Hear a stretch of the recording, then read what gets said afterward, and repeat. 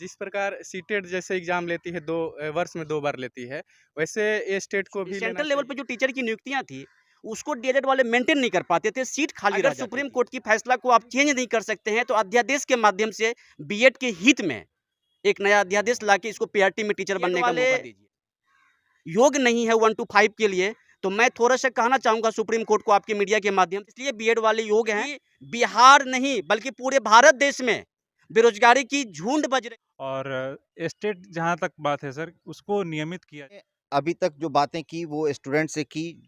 अब मैं बात करूंगा बीएड कॉलेज में पढ़ा रहे प्रोफेसर से, जो यहाँ पर शिक्षक हैं, बतौर शिक्षक वो पढ़ा रहे हैं। उनकी क्या राय है और वो क्या कहना चाहते हैं।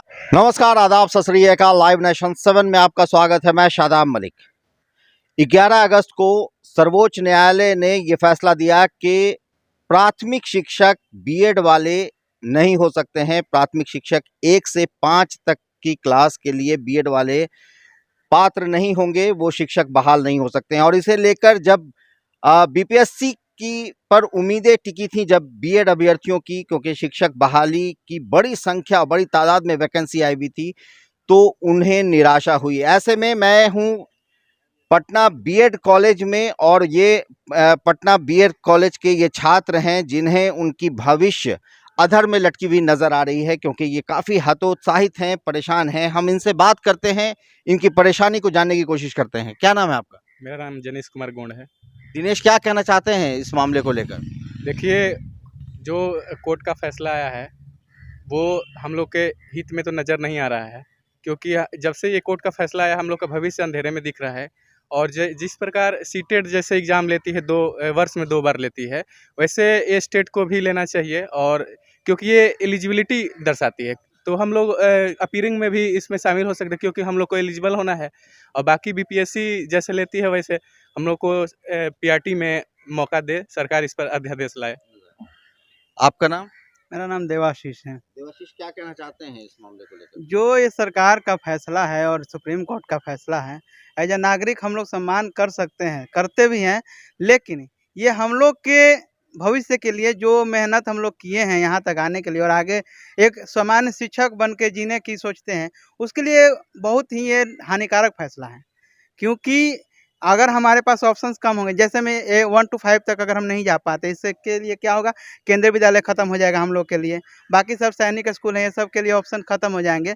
तो अगर हम हायर एजुकेशन करके भी, जैसे डीएलएड वाले तो हम बीएड से नीचे ही हैं, लेकिन हम लोग हायर एजुकेशन करके भी एलिजिबल नहीं हैं। ऊपर से सरकार का ये जो फैसला है कि सीटेट और एस्टेट का भी जो बिहार सरकार का फैसला है, जो कि रेगुलर नहीं आता है, इसका बहाली अभी जो आया है उसमें भी बीएड पास वाले अभ्यर्थी वाले पर रोक लगा है। तो हम लोग, अगर ये तो पहला नंबर की आता नहीं है बार बार, और ऊपर से आया भी है तो काट छाट इसमें, जबकि बीपीएससी जब वैकेंसी निकाला उसमें अपीयरिंग वालों को मौका दिया गया है, लेकिन एलिजिबिलिटी टेस्ट में अपीयरिंग वालों को मौका नहीं दिया जा रहा है। तो इस पर सरकार को भी और बाकी आयोग को भी विचार करने की आवश्यकता है। हम मांग करते हैं कि स्टेट का जो अभी बहाली आया है, जो कि 2 दिन तक अभी उसका लास्ट डेट है, इसको बढ़ाया जाए और हमको अभ्यर्थियों को अपीयरिंग कैंडिडेट को मौका दिया मौका दिया जाए। आपका नाम? मेरा नाम मनीष कुमार सिंह है। मनीष, क्या कहना चाहते हैं? हम इस फैसले को सम्मान करते हैं, लेकिन इसके साथ साथ 2-3 मोटी चीज़ें जो है मेरी मांग है वो सरकार के सामने है कि सरकार एक स्टेट का जो परीक्षा 4 साल में होता है उसे नियमित ढंग से करे। और इस बार जैसा कि 6 to 8 में कोई सीट नहीं है, तो इस सीट को सुनिश्चित करे ताकि हमारा भविष्य अंधर में ना लटके। और सरकार इसके ऊपर कोई ऑर्डिनेंस लाए, जैसे कि 6 महीना का ब्रिज कोर्स सरकार कराती थी, वेतनिक ब्रिज कोर्स, वैसा ही बढ़ाकर उसको 1 साल कर दे और हमको भी 1 से 5 में पात्र बनाए। यही सरकार से हमारी विनती है और अपील है। छात्र के बाद हम फैकल्टी के पास भी आएंगे, मगर पहले हम छात्र की बात सुनना चाहते हैं। आपका नाम? आशीष कुमार। आशीष, क्या कहना चाहते हैं इस मामले को लेकर? ये मामला बिल्कुल बीएड के हित में एकदम नहीं है। ये फैसला सुप्रीम कोर्ट का बीएड के हित में इसलिए नहीं है कि सेंट्रल लेवल पर जिस तरह से पहले वैकेंसी आती थी 2018 से पहले, उनमें सिर्फ डीएलएड वाले को मौका मिलता था, और डीएलएड वाले जो है वो पूर्ण वैकेंसी को फुलफिल नहीं कर पाता था, जिस कारण एनसीईटी 2018 में एक नया गजट लाया जिसमें बीएड वाले को पीआरटी में टीचर बनने का मौका दिया। ये मौका इसलिए दिया गया था कि डीएलएड का जो क्वालिटी था वो मेंटेन नहीं, सेंट्रल लेवल पर जो टीचर की नियुक्तियां थी उसको डीएलएड वाले मेंटेन नहीं कर पाते थे, सीट खाली रह जाती थी। इसलिए 2018 में नया गजट के माध्यम से बीएड वाले को जोड़ा गया और उसको एक ब्रिज कोर्स के माध्यम से पीआरटी में टीचर बनने का मौका दिया गया। तो मैं सुप्रीम कोर्ट से अनुरोध करूंगा, उनकी फैसला तो ऑल इन ऑल है, सर्वे सर्वा है, लेकिन सुप्रीम कोर्ट से अपने हित के लिए, न केवल अपने हित के लिए बल्कि पूरे बीएड वाले छात्रों की तरफ से मैं आपसे विनती करूंगा कि आप बीएड वाले को पीआरटी में टीचर बनने का मौका दीजिए। जो आपका ब्रिज कोर्स का प्रावधान था, उस कोर्स को पुनः आप शुरू करें। और सरकार से भी मेरा अपील है कि आप अगर सुप्रीम कोर्ट की फैसला को आप चेंज नहीं कर सकते हैं तो अध्यादेश के माध्यम से बीएड के हित में एक नया अध्यादेश लाके इसको पीआरटी में टीचर बनने का मौका दीजिए। और एक बात मैं कहना चाहूँगा कि डीएलएड और बीएड हम दोनों आपस में लड़ेंगे नहीं, क्योंकि दोनों हम आपस में भाई हैं। और पहले 2018 से 2023 तक हम लोग दोनों मिलकर एग्जाम देते थे, सीटेट पेपर 1 और पेपर 2। और यदि सुप्रीम कोर्ट ये कहती है कि बीएड वाले योग्य नहीं है 1 to 5 के लिए, तो मैं थोड़ा सा कहना चाहूँगा सुप्रीम कोर्ट को आपके मीडिया के माध्यम से कि आप इस बात को कैसे फाइनली जजमेंट देते हैं कि वो 1 to 5 में बीएड वाले योग्य नहीं है। क्योंकि कहा जाता है कि पेडागोगी जो पढ़ाई है वो सिर्फ डीएड वाले ही करते हैं, वो बीएड वाले नहीं करते हैं, और इसी को ग्राउंड बनाया गया है क्योंकि साइकोलॉजी के हिसाब से बच्चों को पढ़ाया जाता है। तो मैं कहना चाहूँगा कि डीएलएड का जो एग्ज़ाम होती है, सीटेट जो एग्ज़ाम लेती है डीएलएड वाले और बीएड वाले का कल भी एग्ज़ाम हुई है, उनमें डीएलएड को ख्याल रख के ही सिलेबस बनाती है एनसीटी, और सीबीएसई सीटेट की एग्ज़ाम कंडक्ट करती है। लेकिन उसमें भी बीएड वाले बच्चे अगर पढ़ते नहीं हैं तो फिर 30 में 30 कैसे लाते हैं बीएड वाले?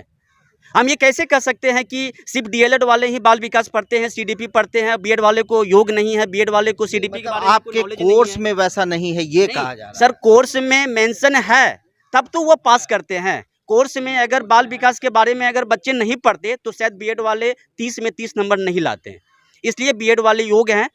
तो मैं कहना चाहूँगा सुप्रीम कोर्ट, अपने सरकार, यशस्वी प्रधानमंत्री नरेंद्र मोदी जी, हमारे बिहार के मुख्यमंत्री, हमारे बिहार के मुखिया नीतीश कुमार, शिक्षा मंत्री और एनसीटी के चेयरमैन, मेरा आपसे अनुरोध है पूरे बीएड स्टूडेंट की तरफ से कि आप इस अध्यादेश में परिवर्तन लाइए, इस नियम में परिवर्तन लाइए और बीएड वाले को पीआरटी में शिक्षक बनने का मौका दीजिए। क्योंकि बिहार नहीं बल्कि पूरे भारत देश में बेरोजगारी की झुंड बज रही है। बेरोजगार कितनी संख्याओं में है ये सरकार को भी एग्जैक्ट डाटा उनके पास नहीं है। जब वैकेंसी निकलती है तब एक आकलन आता है कि हमारे बीएड के कैंडिडेट कितने बेरोजगार हैं, डीएलएड के कितने बेरोजगार हैं। और क्वालिटी की बात करती है सुप्रीम कोर्ट, जो जजमेंट मिला है कि हम योग्य नहीं है, तो हम कहना चाहेंगे कि हम योग्य कैसे नहीं है। आखिर एनसीटी 2018 में ब्रिज कोर्स क्यों लाया था बीएड वालों के लिए? हम योग्य थे इसलिए लाया गया था। दूसरी बात, जब से हमने एनसीटी के गाइडलाइन पर 2018 से लेकर 2023 में जो इतने भी स्टूडेंट बीएड किए हैं वो सर योग्य हैं, एकदम 100% योग्य हैं। वो योग्य अगर नहीं होते तो सीटेट 1 to 5 का पेपर क्लियर नहीं कर पाता। ये हमारी परीक्षा, हमारा मेरिट ये दिखाता है कि हम 1 to 5 के लिए भी एलिजिबल हैं, हम योग्य हैं। सरकार और सुप्रीम कोर्ट हमें योग्य माने और एनसीईआरटी के थ्रू पीआरटी में मुझे जाने का मौका दे, मेरा सरकार से निवेदन है। और एनसीटी ने जो आप लोगों के लिए, अच्छा इस पर हम और भी चर्चा करेंगे। आपको कुछ कहना है? आपका नाम? मेरा नाम संदीप कुमार ऋषिकेश है, मैं बीएड प्रथम वर्ष का छात्र हूँ। सर, मैं इस डिसीजन को जो सुप्रीम कोर्ट के द्वारा दिया गया है उसका सम्मान करता हूँ। लेकिन सर, हमारे जैसे बहुत सारे जो बीएड छात्र हैं उनके लिए यह निर्णय जो है काफ़ी जो है एक ठेस पहुँचाने लायक है। और स्टेट जहाँ तक बात है सर, उसको नियमित किया जाए। वो 4 से 5 साल के गैप में आता है, वो कंटिन्यू हर साल आए और अपीयरिंग छात्रों को मौका मिले सर। अभी तक जो बातें की वो स्टूडेंट से की। अब मैं बात करूंगा बीएड कॉलेज में पढ़ा रहे प्रोफेसर से, जो यहाँ पर शिक्षक हैं, बतौर शिक्षक वो पढ़ा रहे हैं। उनकी क्या राय है और वो क्या कहना चाहते हैं? आपका नाम? डॉक्टर प्रभुनाथ सिंह। सर, आप यहाँ क्या हैं? फिजिकल साइंस टीचर के रूप में है कार्यरत। क्या कहना चाहते हैं सर ये पूरे मुद्दे पर? आप छात्र को भी करीब से देख रहे हैं, आप इस बात को छात्रों से ज़्यादा बेहतर ढंग से भी समझ रहे हैं क्योंकि आप एक शिक्षक हैं। क्या आपको लगता है सर, क्या हो रहा है इस फैसले के बाद से इनके भविष्य को लेकर? किस तरह के संशय है?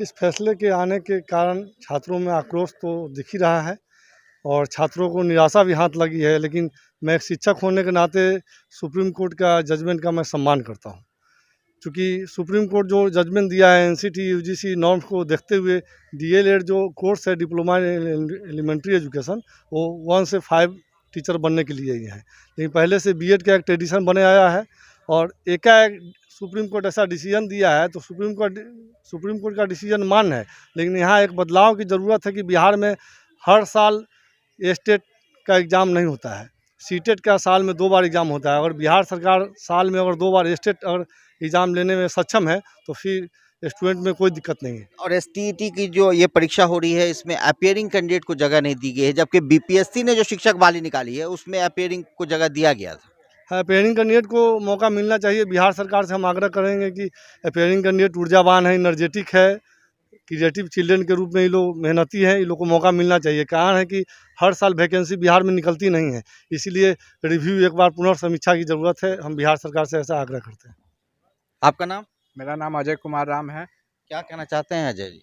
मैं कहना चाहता हूं सर कि जो ये फैसला आया है ये छात्र हित में नहीं है सर। हम सुप्रीम कोर्ट के फैसले का सम्मान करते हैं, लेकिन सबसे बड़ी बात यह है कि जिस तरह का फैसला आया है वो कहीं ना कहीं बीएड अभ्यर्थियों को ऐसा दिख रहा है कि उनके भविष्य को लेकर ये फैसला ऐसा है जैसे उनकी पूरे भविष्य को अंधकारमय कर दिया गया हो।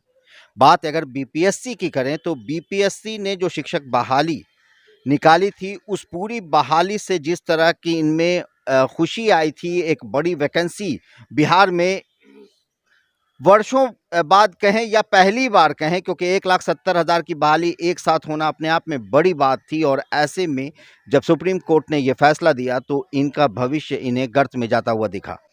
फिर बीपीएससी ने एसटीईटी के अभ्यर्थियों को मौका दिया, उन अभ्यर्थियों को जो अपीयरिंग थे, तो वहीं एसटीईटी की जो परीक्षा बिहार द्वारा ली जा रही है, टीचर एलिजिबिलिटी टेस्ट, उसमें अपीयरिंग कैंडिडेट को जगह नहीं मिली। तो इससे भी बीएड के अपीयरिंग कैंडिडेट दुखी हैं, नाराज़ हैं। तो अब बात करना है कि सरकार जो बातें करती है, सरकार जिस तरह की वैकेंसी लाती है, तो उससे पहले पुनर्विचार क्या नहीं करती है? क्योंकि जिस तरह से बीपीएससी ने अपने नियम में अब खुद ही बदलाव किए, जैसे बीपीएससी ने शिक्षक बहाली में नेगेटिव मार्किंग को शुरू में रखा, एक प्रेस कॉन्फ्रेंस अचानक से परीक्षा से 1 हफ्ते पहले हुआ और उसके बाद नेगेटिव मार्किंग हटा दी गई। सारी चीज़ें इस बात को दर्शाती है कि कहीं ना कहीं प्लानिंग की कमी भी बिहार सरकार के द्वारा दिखती है। अब बीएड अभ्यर्थियों का जहां तक सवाल है तो उसका फैसला सर्वोच्च न्यायालय के हाथ में है।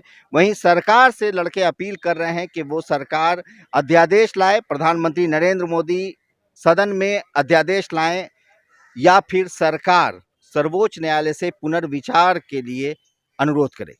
तो बने रहे हमारे साथ, देखते रहे हमारा वीडियो। अगर अभी तक आप लोगों ने हमारे चैनल को सब्सक्राइब नहीं किया तो जरूर कर लें, साथ साथ ट्विटर पर हमें फॉलो जरूर करें। धन्यवाद।